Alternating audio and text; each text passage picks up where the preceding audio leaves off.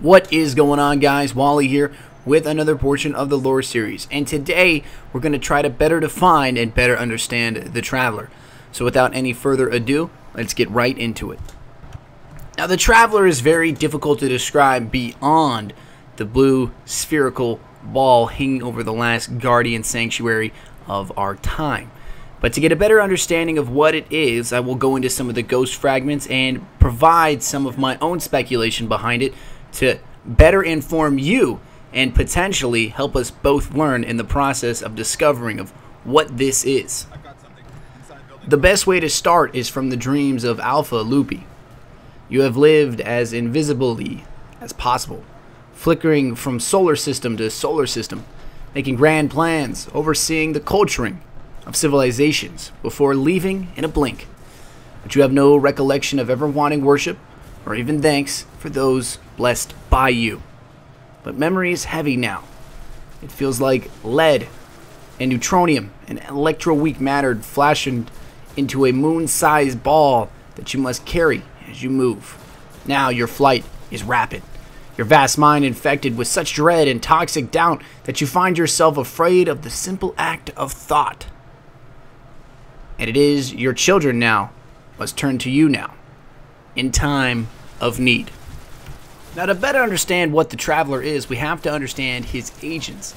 Now, we as Guardians are undoubtedly cross or side effects of what the Traveler is. We are potentially undead beings brought back to the light or into the light to feel a purpose or fulfill a purpose.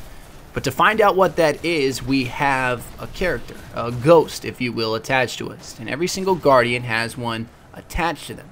And these ghosts are actual machinery of the Traveler. They're a part of him, creations of him, to help us and potentially help humanity reclaim what has been lost.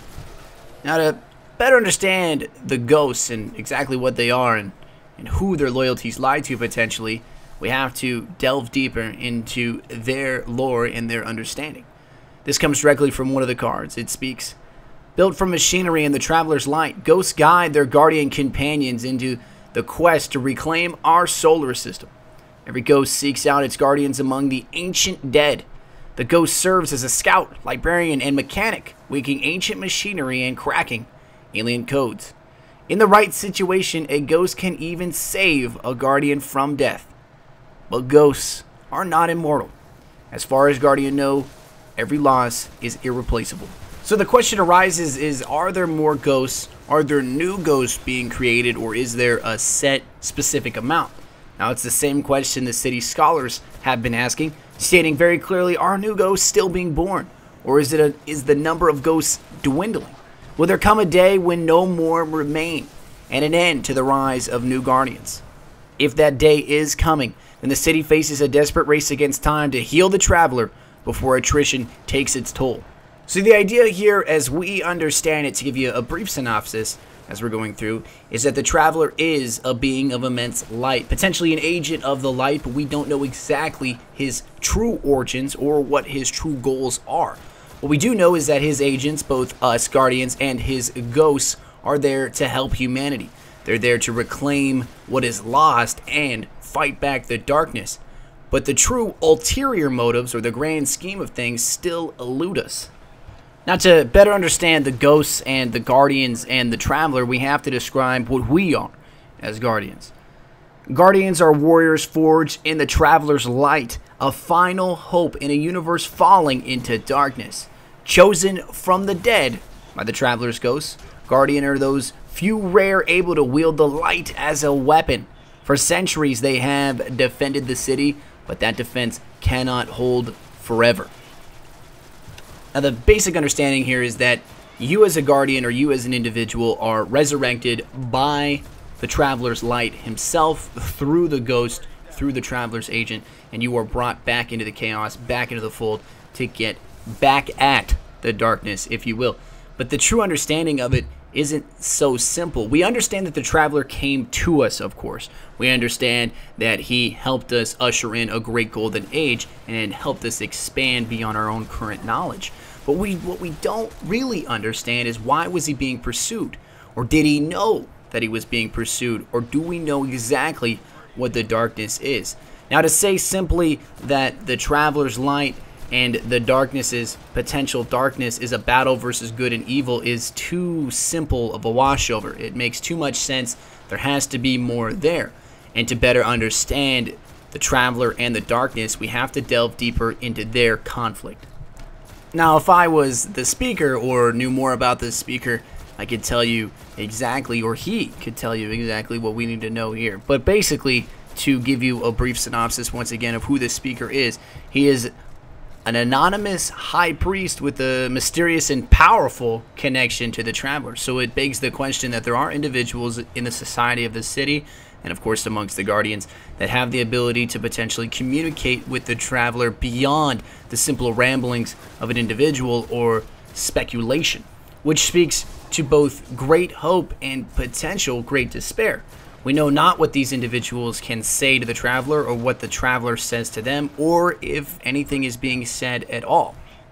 But what we do know is that there is an enemy, and this enemy is potentially tangible, but from all sources that we have read so far, the enemy is untangible. And I'm not talking about our enemies in front of us, those that we can see, not the Fallen, not the Vex or the Hive or the Cabal. I'm talking about the darkness itself, the ancient enemy of the light. But again, it's so difficult to explain what this is. There's so many different positions, and I will explain each of these positions to you currently. But I want you to understand that at this point, it delves more into asking questions and receiving only questions than it does actually us receiving answers. So keep in mind, as this could become very confusing, as I myself find myself rereading and rereading to get the best information possible. So to begin, the speaker tells of a cosmic force that swept over us and caused the collapse. Legend calls it the darkness, the Traveler's ancient enemy, which it hunted across space. All we have left are questions. Centuries of debate gave birth to competing arguments on the nature of the darkness and the collapse. The Pajari position describes the darkness as a force with both physical and moral presence, an actualization of evil, if you will. Pajari art depicts the darkness as a great storm, or as a change in the conduct, a corruption that emerged from within and poisoned the Golden Age. Now, this is an interesting position. Now, there's other positions, of course, and I'll explain them soon, but this position describes that potentially humanity itself created the darkness through the Golden Age, or it came from within us. Now, humanity, as we all know, is both a creature of great good, but also of unspeakable and heinous acts. So potentially the darkness acted through us and destroyed ourselves from within, or potentially it is something else, another position entirely. And that position would be Saint 14's position. He argues that the darkness was an invading armada, an alien force of incredible but tangible power. Some adherents believe that this armada sprang from a species rejected or discarded by the Traveler for their sins. Now, to go back briefly on a point like this, a species rejected or discarded by the Traveler for its sins, it would seem that that species could very well be the Fallen, and I'm willing to bet that that's exactly who or what the Fallen is. It speaks well to their name. Their technology sort of resembles what the Traveler is if you go into the Septics and the Primes, but of course that is all at this point speculation. One individual like myself can connect the dots, but there's still many dots in the middle missing. Another position is Ulatan's pieces. Basically considers that the darkness is a necessary symmetry to the Traveler in a cosmic balance, so you consider yin and yang, black and white. In this view, the Traveler's goodness led it to sacrifice for others, and it is up to us to return this goodness by healing the Traveler.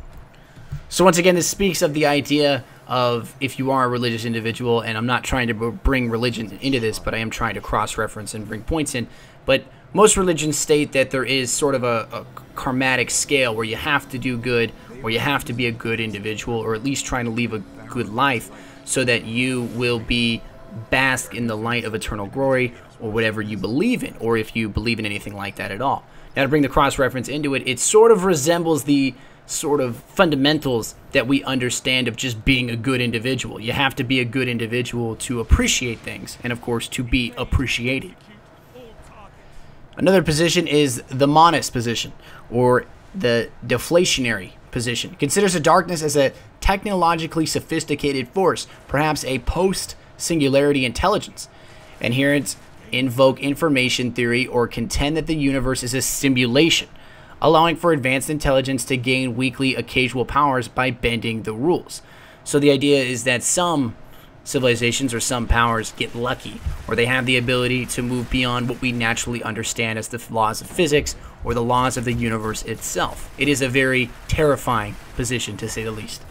Now, the final position, and this is my position personally, is the acataleptic clause. It claims that we are intrinsically unable to understand the darkness. In many respects, this belief parallels the Paraxic Creed, which suggests that we should stop worrying about the nature of the darkness and focus on resisting and defeating it. Now, what position is truly right about the darkness and what position is truly right about the Traveler is really, really difficult to know. It's very difficult to even say where we lie on either end, but it is very, very simple to understand this case in point. We as Guardians are stuck between a battle of good and evil. We find ourselves on the side of good, but we are hopelessly outnumbered and potentially outmatched. But we have the ability to reclaim and regain our last honors and our last glories, and potentially find ourselves striving back into the light. But more on that in the next video. What's going on, guys? Wally here. If you guys did enjoy that video, please let me know. Let me know in the comments what you think. Let me know in the comments what you want to know for the next video. I really do find myself enjoying this series. They do take me quite a bit to do. That's why I only do them once a week.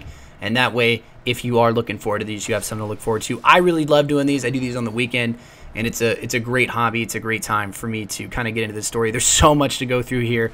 Basically, 90% of my referencing comes from Bungie itself. If you guys want to reread on this, it's all in your Grimoire. So if you want to check that out, feel free. Do a little bit of research on Reddit as well. I tend to look at some of the lore forums, lore topics that describe. There's some great individuals on that. And of course, the Bungie forums too are a great source of information. It's always good to get another point of view. If you guys have any questions or concerns, or want to correct me on anything, or want a better definition on anything, I will try to help you. But make no mistake, I am no scholar on this. I am a layman. I am trying my damnedest to get as much information as possible to you guys. But let me know if you guys enjoyed this. That will do it for me on this video. I really love doing these. I'm out. Peace.